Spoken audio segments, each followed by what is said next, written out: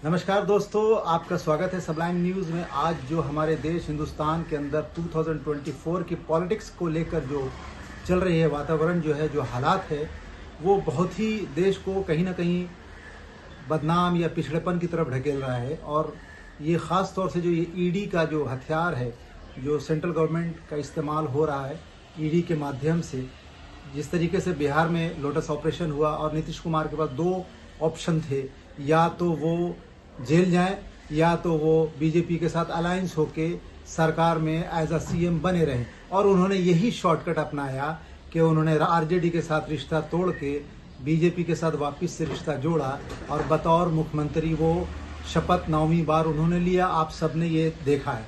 लेकिन अभी सबसे बड़ा जो अग्नि परीक्षा है 12 तारीख यानी 12 फरवरी को वहाँ पर जो फ्लोर टेस्ट होने वाला है, उसमें बहुत बड़ा चैलेंज है नीतीश कुमार के लिए, और बल्कि उनकी पार्टी के फ्यूचर के लिए भी और उनके फ्यूचर के लिए भी।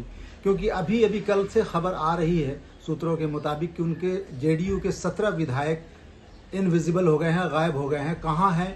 कुछ कांटेक्ट में नहीं है, ना मुख्यमंत्री नीतीश कुमार के, ना उनकी पार्टी के लोगों के, ऐसी खबर आ रही है। और अगर पिछले स्टेटमेंट को आप देखें, जब उन्होंने सरकार गिराई थी आरजेडी के साथ और बतौर सीएम, बतौर चीफ मिनिस्टर ऑफ बिहार 9वीं बार जब उन्होंने शपथ लिया था, तब जब मीडिया ने जब तेजस्वी यादव से रिएक्शन मांगा कि इसके ऊपर आपकी क्या प्रतिक्रिया है, तो उनका स्टेटमेंट बड़ा सिंपल और बड़ा खतरनाक था। और खतरनाक इस लहजे में था, इस लिहाज से था कि उन्होंने कहा कि खेला तो अभी शुरू हुआ है, यानी गेम बिगेन, अभी शुरुआत है ये खेल की, आखिर नहीं है। क्योंकि उनको पता था कि फ्लोर टेस्ट पे मुख्यमंत्री नीतीश कुमार जब जाएंगे तभी हमारा खेल वहाँ पर शुरू हो जाएगा।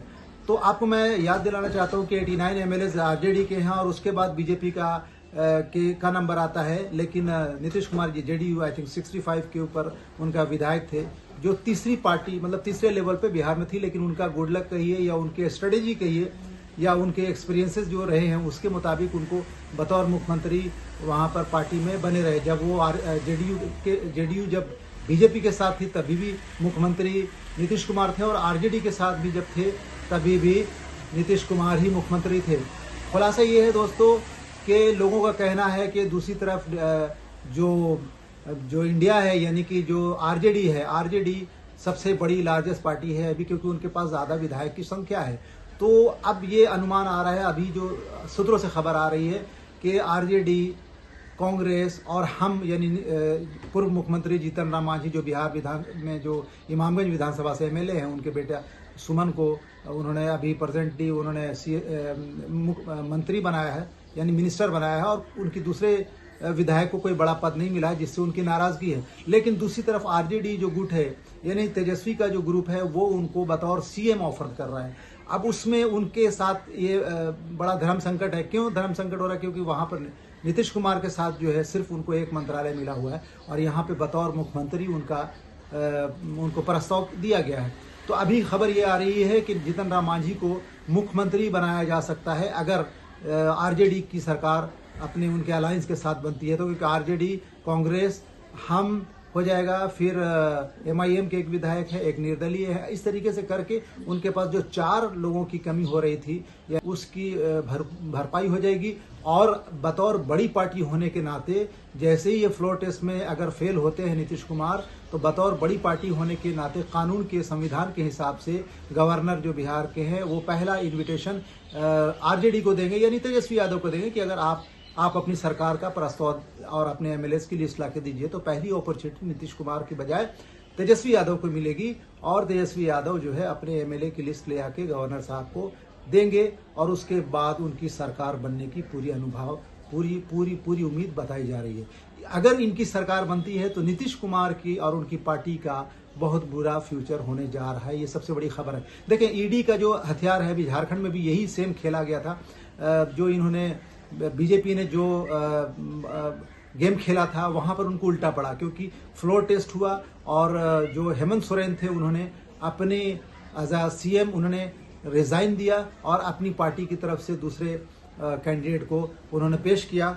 चंपई सोरेन थे, इनकी पार्टी के काफी पुराने, उनका इतिहास देखेंगे तो पहले वो इंडिपेंडेंट एमएलए बने थे, फिर बाद में उन्होंने हेमंत सोरेन के पिता को ज्वाइन किया, शिबू सोरेन जी को। उनके अभियान में वो साथ रहे जब बिहार झारखंड एक था, 2000 के पहले की बात है।